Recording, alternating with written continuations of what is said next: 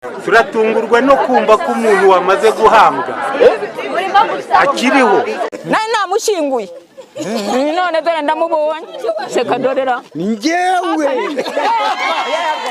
umugabo ni uwa nyawo bana ijwe yaraje akimara kuza abaturage bagira ubwoba ndaza kubireba bagira ubwoba icyo kintu soje bavuga ngo turibaza niba baduhaye umurambo utariho cyangwa niba ari igitangaza. Ikibazo kiragaruka kwa dogiteri ikigaragara cyo dogiteri ashobora kuba yaranyweye inzuki.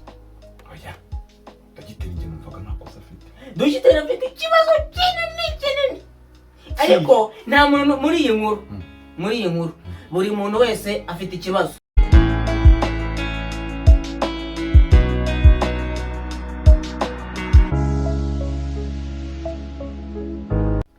Twongeye gusuhuza ukurikiye Daily Deeds bisa turakora official. Mwiriwe neza.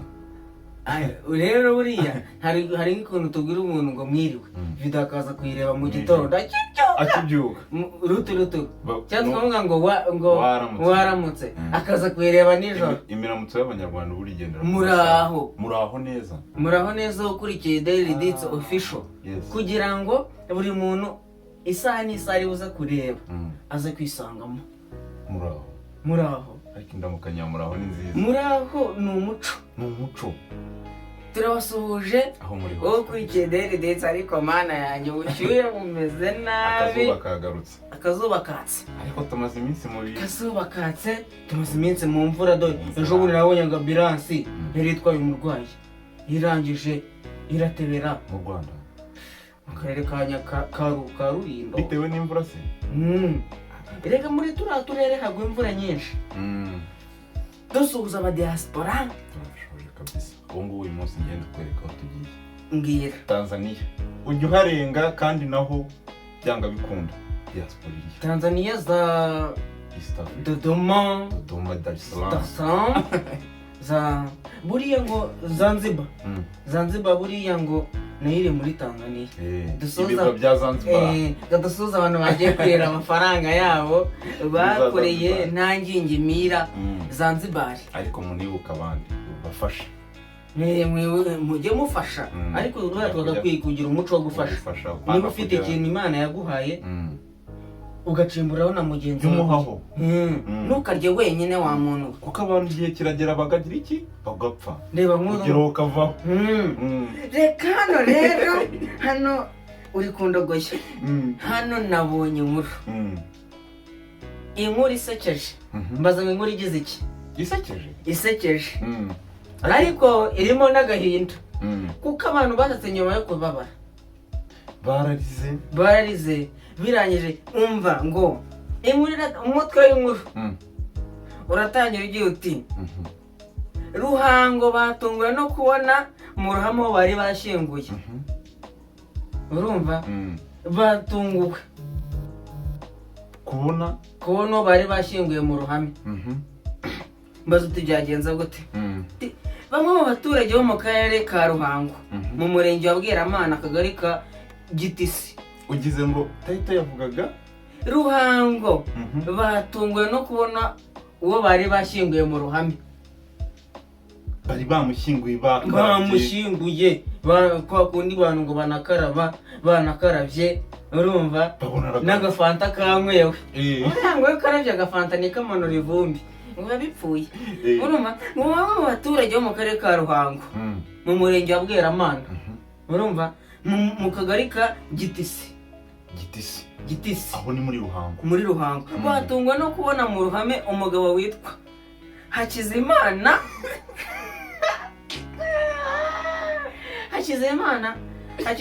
Silas. Urumva kandi bari bazi neza ko bamushyinguye. Bamushyinguye byarangiye barize bahogoye. Bamwe mu muryango we batubwiye ko se dushyireho iki gitangazamakuru ariko wanakivuga. Babwiye BTN TV ko batunguwe n'ibyabaye kuko bari bazi neza ko uwo babonye yashyinguwe. Hari ahantu bari bamushyize banamushyinguye. Umwe ati abatangabuhamya. Twari dufite umugabo witwa Hakizimana. Yari mu mayaga. Yagiye gushaka amafaranga. Gushaka ubuzima nyine imibereho. Urumva? Yagiye kuwa gatatu. Imvura yari yaguye kuwa kane. Imvura yaguye kuwa kane ntitwamenya amakuru ye yaho yagiye. Ku isabato, ubwo ku isabato ni kuwa gatandatu. Batangira kutubwira ko yaguye mu mazi. Uwo mugabo Hakizimana Silas tutaza kumwibagirwa. Urumva? Ku cyumweru nibwo bagiye kumushakisha bavuga ngo bamubonye i Nyanza. Uwo mugabo ubwo ni umutangabuhamya. Bamubonye i Nyanza bamujyanye mu buruhukiro bw'ibitaro. Birangira bahamagaye ngo bajye kumuzana ngo bamushyingure. Mbese babajije amakuru ye, bamajije kubaza amakuru ye, baje aravuga ati nyamara umuntu wanyu twamubonye bamujyanye mu buruhukiro bw'ibitaro. Ubwo nundi waje ababwira inkuru kundi nkuru igenda umuntu yari yakubeshya. Wavuze ngo inkuru irasekeje ariko iranatangaje. Nyine irasekeje iranatangaje, ibintu byose irabikoze. Undi nawe ati nagiye kuzana umurambo, nge ndi mu bagiye kumuzana. Ubu nunu ari seriki ibyo avuga arabizi. Bamukoreye ibizamini byose bishoboka mu gihe cyo kuduha umurambo. Bawuduhaye nka saa 12. Twamushyinguye nka saa 1 z'ijoro. Ariko igitangaje nuko bavuga ngo yabonetse. Nibyo narindimo birananira. Numvishije bavuga ngo uwo twashyinguye yabonetse. Ibyo narindimo birananira. Komeza. Urumva? Ibyo narindimo birananira. Ambaza abaturage bavuga ko bakeka ko ibitaro bya Nyanza byabahaye umurambo utariwe. Ati nibeshye ariwe nabo bashyinguye. Komeza inkuru. Ibitaro ko biri kose kuri yibeshye badoye umurambo utariwe. Umuyobozi w'ibitaro nabo baraje ati uwatanze umurambo nitwa Dr Samuel Nkundibiza. Avuga Nkundibiza. Dr Samuel Nkundibiza. Ikizina ziburivuze ngo iki? Nyina Nkundibiza. Avuga ko kugeza ubu ahamya ko batanze umurambo wa nyawo. Warabihamya. Komeza. Kuko abo mu muryango we babanje kwemeza ko ari uwabo. We waje urahagarara uravuga uti uyu muntu niwe. Uri ngo turi kuvuga ko atari utamuzi. Ati umurambo watoraguwe uzanwa muri morgue ku bitaro. Hageze aho haza umuryango usaba umurambo ari uwabo. Haza abantu 7 bo mu muryango wapfuye bemeza ko umurambo ari uwabo. Kugeza ubu nemeza ko ba nyiri umurambo ari abaje kuwusaba, kuko bawuzanye ari umurambo utazwi. Bemeza ko ari uwabo kandi turawubaha barawushyingura. Subiramo iryo jambo. Somera. Ntumva ngo yongeye avuga ngo Dr Samuel Nkundibiza ati umurambo waratoraguwe uzanwa muri morgue y'ibitaro. Hageze aho haza umuryango usaba ko umurambo ari uwabo. Umuryango waje kuwusaba ko umurambo ari uwabo. Haza abantu 7 bo mu muryango wapfuye. Wapfuye. N'abapfushije baraza baje ko umurambo ari uwabo. Kugeza ubu nemeza ko nyiri umurambo ari abanyiri umurambo ari abaje kusaba, kuko bawuzanye ari umurambo utazwi. Mbere nyine uza muri morgue ntabwo waruzwi. Urumva bemeza ko ari uwabo kandi turawubaha baranawushyingura. Ambo Dr Samuel Nkundibiza ibyo yavuze nibyo 100%. Komeza twumva umuyobozi wungirije w'akarere. Turashaka kureba ariko ikosa ryabaye. Umuyobozi wungirije w'akarere ushinzwe imibereho myiza Mukangenzi Alphonsine avuga ko ingingo zitandukanye uwo bamwita Mukangenzi Alphonsine ashinzwe imibereho myiza, umuyobozi w'akarere wungirije ushinzwe imibereho myiza y'abaturage. Urumva avuga ko inzego zitandukanye zatangiye gukurikirana iki kibazo. Ati igihari nuko inzego zitandukanye ziri gukurikirana ikibazo, nuko abayobozi bavuga kandi ijambo uwe muzi ashinzwe imibereho myiza y'abaturage mu karere ka Ruhango. Komeza. Murumva abaturage baribaza niba bahawe umurambo utari cyangwa niba ari igitangaza cyabaye uyu mugabo akaza kuzuka nyuma y'umunsi umwe apfuye. Abo ni abaturage bari kuvuga. Abaturage bakibaza ati se uyu mugabo ni murumuna wa Lazaro? Lazaro uramuzi? Lazaro ndamuzi. Lazaro buriya ngo yamaze iminsi 3 muva kureba baramubura. Yaronje sama Bibiliya. Lazaro ngo yarapfuye. Amara iminsi 3 mumva. Yesu ngo araza ngo Lazaro we bit kire ziri hano ikiremwa wazanye urabona kitagusheneye zamuka va mu byurimo ibyo ni iki zuka. Yesu ngo yarategekaga n'iyingengaga da. Komeza inkuru igasoza. Si inkuru ntiyarangiye, reka subira hejuru umukone rangiye ngo abaturage baribaza niba bahawe umurambo utari wo cyangwa niba ari igitangaza Imana yabakoreye. Kuko ikigaragara cyo umugabo bagiye kubona ngo baramubona. Mwumva bamajije kumubona babona baraje abageze mu maso abituyeho. Umugore ngo yari yatangiye kurira avuga ati mbaye mupfakazi. Akagira umugore hari birarangiye yari afite umugore. Urumva yari yagiye gupagasa. Gusa hari ikintu nshaka kwibaza. Uwo muntu yaragarutse, abaturage ngo basoje bavuga ngo turibaza niba baduhaye umurambo utariho cyangwa niba ari igitangaza. Ikibazo kiragaruka kwa dogiteri. Ikigaragara cyo dogiteri ashobora kuba yaranyweye inzuki. Oya, dogiteri njye numvaga nta kosa afite. Dogiteri afite ikibazo kinini ariko nta muntu muri iyi nkuru buri muntu wese afite ikibazo. Kandi iyo nkuru yabayeho ni inkuru iseriye gusa ifite reka nkubaze gusa umuntu bamujyanye kwa muganga yapfuye. Dogiteri Samuel Nkundibiza aravuga ati uyu muntu aza ntabwo twari tumuzi kuko ubwo muri make ntibamumenye. Bamushyira muri morgue. Nyuma y'igihe haza umuryango we w'abantu 7 uza gufata umurambo. Ariko nanone uvuga ati uyu murambo ni uwacu. Dogiteri nta kosa afite. Ahubwo ikosa rifite dore umuntu ufite ikosa umuryango gute bakingura umuntu utari uwabo. Ariko ikibazo nanone gihari kereka tubashije kumenya se uwo mugabo koko niwe nyawe waje cyangwa niboneye video umugabo ni uwa nyawo. Arahari bana yaraje akimara kuza abaturage bagira ubwoba.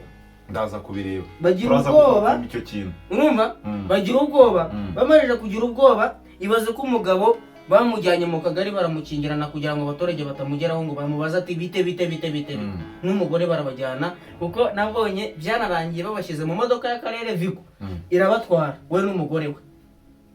Cyangwa bikunda n'ikibazo nicyo idore ikibazo ahubwo kiri ku muryango. Umuryango ni gute bufashe uri gute utamenye umuntu wa buriya n'umuntu niyo yaba yapfuye. Se yaramaze iminsi ngahe harya 3 yagiye kuwa 4 babahaye umurambo ku cyumweru. N'urupfu rwe buriya inkuru tuyihere mu si wimuha urupfu kuko niyapfuye. Oya ariko ubwo banditse n'urupfu yari yarapfuye barashyingura. Reka ababyeyi bararize. Umuntu ngo yagiye i Nyanza gupagasa ngo baketse ko yishwe ngo yaba n'amazi. Uko biri kose hari umuntu w'i Nyanza warohamye mu mazi bakekawe aranapfa banamujyana mu bitaro. Ahubwo abandi kugira ubwoba uwazanye inkuru dore wishe ibintu byose muri iyi nkuru ni umuntu wajyanye inkuru y'ikinyoma.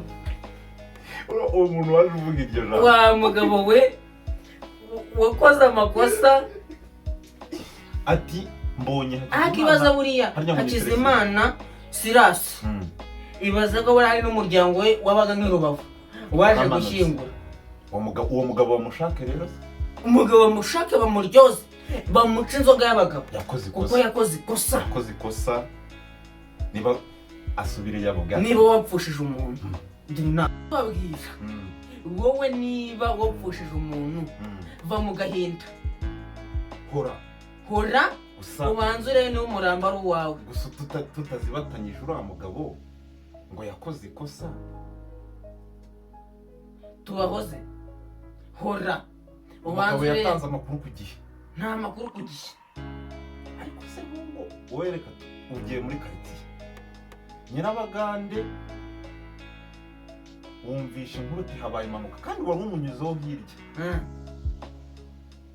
kandi Nyirabagande uzi ko ari umukecuru ntabwo uri bujye iwabo ngo babwire ati ariko rero hirya habera impanuka kandi bavuze ko iguyemo umukecuru ntabwo uzi izina rye iyo nkuru itandukanye n'ukuntu yari imeze oya nyine kugushyira muri role y'uwo mugabo umugabo we yamenye amakuru nguko umugabo yabivuze aguye mu mazi umugabo ukuntu abivuze ati Nyirabagande tayari imodoka iramuhitanye mujye kureba umurambo wo mu buruhukiro bw'ibitaro rata umugabo we yaciyeho n'urugero muri urwo rugero warumwiye guca wowe imodoka igonze umukecuru ugahita ugera hafi ku rugo rufite umukecuru utanarebye ngo ninde ati muri aho ngaho muricaye ati kandi umuntu baramujyanye umurambo wanyu bawujyanye mwibukire mu buruhukiro bw'ibitaro mufate umurambo wanyu agapira kakagaruka ku muryango agapira kakagaruka ku muryango rero niba wanagize ibyago rira numara kurira uhore numara guhora ubanze urebe umurambo ari uwawe koko uwo muntu niwe se tugiye kujya dukora na deviation mu mirambo ariko niko tubona umuntu iminsi 3 reba nk'ukuntu hari nk'ukuntu ku ishuri mwandikaga amashati mwamara kwandika amashati ukaza ukibeshya ku y'undi ukayitwara kuko zirasa ubu tugiye no kugira no kwibeshya ku mirambo basi mfite umwihariko wanjye urumva mfite iryinyo rifite akantu wamarira ukanagera gutya ku karambo ukareba niba koko ari we ukareba niba ako kinyo hari ukuntu bimeze cyane kuko ni ikibazo gikomeye cunga sana ni ikibazo gikomeye niba koko uri umubyeyi w'umuntu menya umwana wawe numara kumenya umwana wawe umenye n'umurambo we jya gushyingura umuntu abantu bakoze urugendo none se ubu ngubu mwakabyara mwe ubu ngubu umuryango w'uriya bashyinguye nawe ntukenera gushyingura ko baranawushyinguriyaga barawushyinguriye bazaza kwibuka bibuke umusore wacu wenda niba ari n'umusore kuko byanga bikunda n'umugabo ariko abantu barasa nubwo baba basa ntibabura akabatanga buri muntu agira umwihariko turi abasore twese ubu ngubu umuryango wawe waza ukibeshya ku murambo wawe bishoboka iryo ni ikosa abantu basaga bate ubundi vipi zabo kandi icyo kibazo ndi kwibaza cyangwa se yari yarigeze kujya ahantu akora akantu kagutya reka tureke kubashinja ntituzi ukuri ariko hagize umuntu wamenya ukuri yatubwira kuko biteye amatwi biratangaje hari ukuntu umubyeyi ajya gupfa agasa nk'uko nguko akagerayo nyamara kugera agasiga akoze akantu agasigayo urubuto akazata reka urubuto rero rube rwarakuze rusa n'urundi rwavukiye i Ruhango